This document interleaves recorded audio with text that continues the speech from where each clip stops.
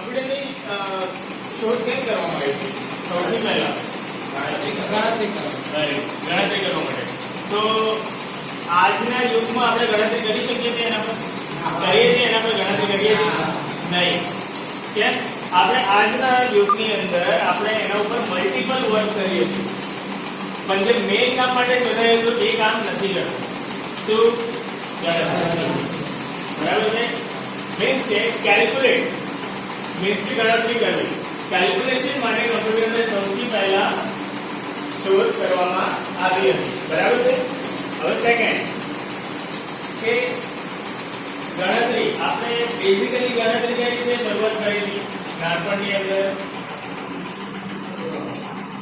Abacus means કે 0 0 0 0 0 total 5 હોય. હવે એનામાંથી 2 ગયા મીન્સ કે આપણે આમ કાપા પદ્ધતિ યુઝ કરતા હતા, હે ને? તો કેટલા વધ્યા? 3. તો ઇઝ ઇક્વલ ટુ કેટલું આવ્યું? 3. ટોટલ આપણું 3 આવ્યું. તો આ કઈ પદ્ધતિ કહેવાતી હતી? કાપા પદ્ધતિ. બરાબર. એના પછી આવ્યું એબેકસ. એબેકસ નો મતલબ શું થાય કે તમે જોયું હશે કે એક સ્લેટ આવે છે, બરાબર? આટલી સ્લેટ હોય છે, થોડા ભાગમાં મણકા હોય છે, બરાબર છે? તો એને શું કહેવાય છે?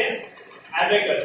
તો એ રીતે પણ આપણે ગણતરી કરતા હતા, બરાબર છે? અને પછી શોધાયું કમ્પ્યુટર, જે કેલ્ક્યુલેશન માટે યુઝ થતું હતું. પણ હવે તમારો એટલા આગળ નીકળી ગયો છે કે કમ્પ્યુટરનો યુઝ આપણે મલ્ટીપલ વર્કની અંદર કરીએ છીએ.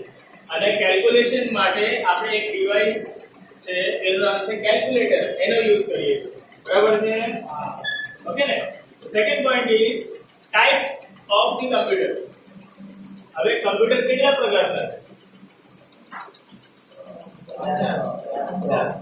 કેટલા પ્રકારના છે? 4 પ્રકારના છે. કયા કયા? લેપટોપ, ડેસ્કટોપ, પામ ટોપ અને ઇન્ડસ્ટ્રીયલ. બરાબર છે? આ 4 પ્રકારના કમ્પ્યુટર અવેલેબલ છે માર્કેટની અંદર. આમ તો જોવા જઈએ તો સુપર કમ્પ્યુટર, મિની કમ્પ્યુટર, ઘણી બધી વસ્તુઓ છે, બરાબર? પણ મેઇન જે ટાઈપ છે એ કયા છે? 4. કયા? લેપટોપ, જે હમણાં તમે લેબની અંદર યુઝ કરો છો. ઓકે. ડેસ્કટોપ નો ફૂલ મીનિંગ એવો થાય કે ડેસ્ક ઉપર મૂકીને જે કમ્પ્યુટર મૂકવામાં આવે, ડેસ્ક એટલે ટેબલ, તો એને ડેસ્કટોપ કહેવાય. જેમ કે CPU હોય, LED હોય, માઉસ હોય, કીબોર્ડ, તો એ વસ્તુને શું કહેવાય? એ ડિવાઇસને ડેસ્કટોપ કહેવાય. પામ ટોપ નો મતલબ કોને ખબર છે? પામ એટલે હથેળી, હાથની, હાથ આખો કહેવાય હથેળીની અંદર આપણે શું પકડીએ છીએ? મોબાઈલ આપણો ડિવાઇસ, બરાબર? જે વસ્તુ આપણે કમ્પ્યુટરની અંદર કરીએ છીએ સેમ વસ્તુ તમે તમારી મોબાઈલની અંદર કરી શકો છો.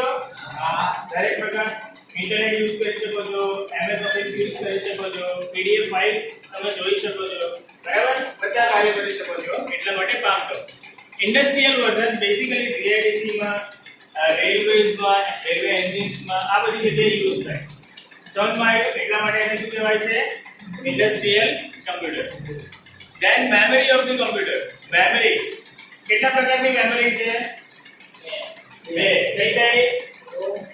નહીં. 2 પ્રકારની મેમરી છે. એક ઇન્ટરનલ મેમરી છે અને બીજી એક્સટર્નલ. જો એક ઇન્ટરનલ મેમરી કહેવાય અને એક એક્સટર્નલ મેમરી કહેવાય. ઇન્ટરનલ ની અંદર આવશે RAM and ROM. એક્સટર્નલ ની અંદર આવશે hard disk, pen drive, CD વગેરે વગેરે, જેવી ફ્લેશ ડ્રાઈવ આપણે બીજી યુઝ કરીએ છીએ. બરાબર છે? ખબર પડી ને? 2 પ્રકારની મેમરી હોય, ઇન્ટરનલ અને એક્સટર્નલ. ઇન્ટરનલ ની અંદર RAM અને ROM અને એક્સટર્નલ ની અંદર hard disk, pen drive, CD વગેરે વગેરે. સમજમાં આવ્યો? ઓકે. RAM નું પૂરું નામ શું છે? Random access memory. ઓકે. અને ROM નું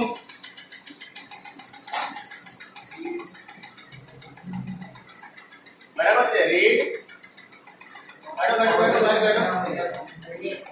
રીડેબલ મેમરી બરાબર એ ફક્ત રીડ કરવાનું કામ કરે રેમ એક હાર્ડવેર છે રેમ શું છે એક હાર્ડવેર છે જે મધરબોર્ડ ની ઉપર સ્લોટમાં એક્સેસ કરવામાં આવે છે આટલી પટ્ટી આવે તો સ્ટિક એને રેમ કહેવાય એક યુઝ્યુઅલી ટેમ્પરરી મેમરી તરીકે યુઝ કરવામાં આવે છે ઓકે જ્યારે તમે કમ્પ્યુટર સ્ટાર્ટ કરો છો ત્યારે બીપ કરીને અવાજ આવે છે તો એ અવાજ શાનો હોય છે રેમ નો કારણ કે ચેકિંગ કરે છે કે મારા બધા પાર્ટ સહી સલામત છે કે નહીં અને જ્યારે બીપ અવાજ આવે છે ત્યારે શું ચેક થયું હોય રેમ ખ્યાલ આવી ગયો હવે હાર્ડ ડિસ્ક HDD means કે હાર્ડ ડિસ્ક ડ્રાઈવ બરાબર ને પેન ડ્રાઈવ બી તમને ખબર હશે પેન ડ્રાઈવ મને કહેવાય CD નું પૂરું નામ કોમ્પેક્ટ ડિસ્ક ઓકે આ હતી આપણી મેમરી ઓફ ધ કમ્પ્યુટર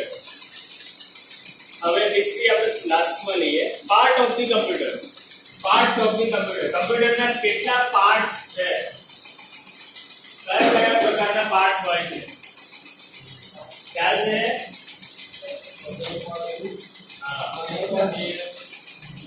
ચલો મને એક વસ્તુ કહો કે ઘણા બધા પાર્ટ્સ છૂટા છવાયા છે હવે મારે કમ્પ્યુટરને એસેમ્બલ કરવું છે એસેમ્બલ નો મતલબ શું થાય કે દરેક પાર્ટને જોઈન્ટ કરીને એક આખો કમ્પ્યુટર બનાવવું એને શું કહેવાય એસેમ્બલ કરવી કહેવાય ડન છે તો એસેમ્બલ કરવા માટે કયા કયા પાર્ટ્સની જરૂર પડે તો એક મારું આખું કમ્પ્યુટર બની જાય કયા કયા પાર્ટની જરૂર પડે બોલો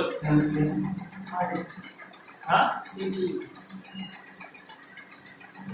एक्चुअली તમે જે બોલો છો ને CPU એક ચિપ નું નામ છે પણ જનરલી લોકો શું કરે ખબર છે પેલા ડબ્બાને CPU કહે एक्चुअली એને કેબિનેટ કહેવાય શું કહેવાય CPU મધરબોર્ડ ની અંદર એક ચિપ નું નામ હોય સમજમાં આવ્યું બીજું જો બેઝિક પાર્ટ જે તમને દેખાય છે કયા કયા LED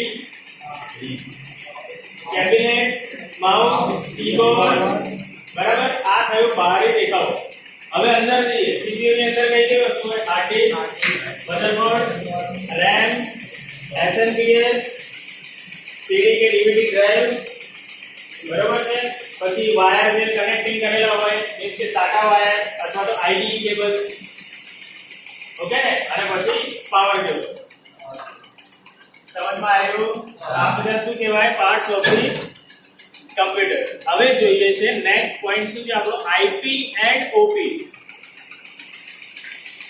સો IP નું ફૂલ ફોર્મ શું થાય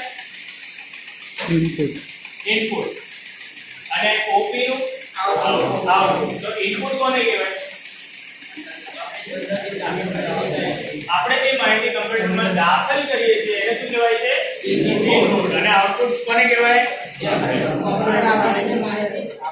પ્રોસેસ આપણે જે માહિતી ઇનપુટ કરી છે એની પ્રોસેસ થઈને જે રિઝલ્ટ આપણને મળે છે એને શું કહેવાય છે આઉટપુટ કહેવાય ઓકે હવે ઇનપુટ ડિવાઇસ અને આઉટપુટ ડિવાઇસ તો ઇનપુટ ડિવાઇસ કયા કયા હોય છે જેના દ્વારા આપણે માહિતી અંદર નાખી શકીએ કીબોર્ડ માઉસ બેઝિકલી બંનેમાં યુઝ થાય કારણ કે પોઇન્ટિંગ ના રીતે યુઝ થાય સ્કેનર હાર્ડ કોપી આપણે સોફ્ટ કોપીમાં કન્વર્ટ કરીને અંદર નાખી દઈએ બરાબર પછી જોયસ્ટિક ગેમ રમવા માટે યુઝ થાય ઓકે આ વેબકેમ તમારો ફોટો આરટીઓ વગેરેમાં ગયા હશે તો તમારો ફોટો લીધો હશે બરાબર તે ફોટો તમારો અંદર જાય હે તો એ શું કહેવાય વેબકેમ આજે અહીંયા પણ કેમેરો છે લેપટોપ છે બરાબર તો આ બી સારામાં યુઝ થાય ઇનપુટ ડિવાઇસ ની અંદર ચલો હવે જોઈએ આઉટપુટ ડિવાઇસ કયા કયા છે speaker very good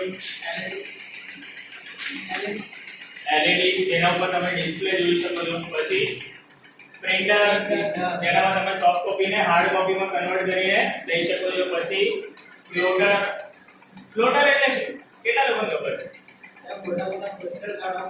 very good જેમ તમે નાનું પેજ પ્રિન્ટ કરીને કાઢો છો એમ તમે જોયું હશે કે ફ્લેક્સ બેનર જે મોટા મોટા બેનરો હોય છે ને એડવર્ટાઇઝ કરેલા તે બેનર આટલા નાનકડા પ્રિન્ટર માંથી તો બહાર આવે નહીં હે ને તો એના માટે ફ્લેક્સ બેનર નો આખો મોટો રૂમ હોય અને રૂમની અંદર અહીંથી શરૂઆત કરીને કાચ સુધીની મોટી મશીન હોય, બરાબર?